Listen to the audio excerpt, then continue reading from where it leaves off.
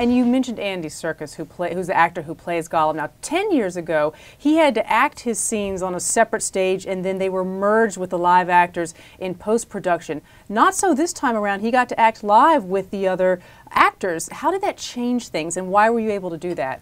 Well, 10 years ago, when Andy was brought on to do Gollum, he was brought in as just a voice actor, right? When you thought of animated characters in those days, the actor went into a booth, recorded the voice, and then you used keyframe animation to create the character.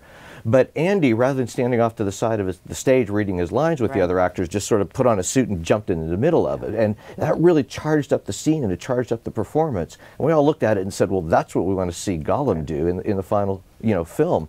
So we came up with the idea of motion capture with it. At the time was really kind of a science experiment, but we really pushed on it and proved that it could be used as a filmmaking technique, and that was really what you saw in Gollum the first time around.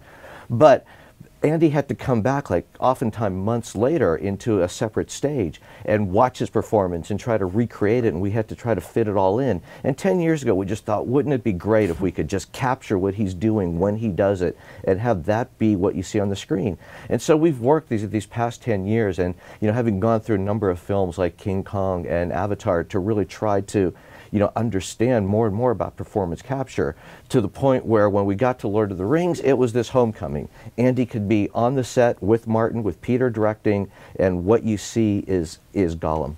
Do you think, you've worked with Andy a lot, do you think he deserves an honorary Oscar for his work in this genre? I think he deserves an honorary Oscar. He probably deserves just a straight acting Oscar as well. I mean, and no one looking at those performances would deny that that's a performance that touches you. But I understand why the Academy has a hard time sorting that out. This is all pretty new.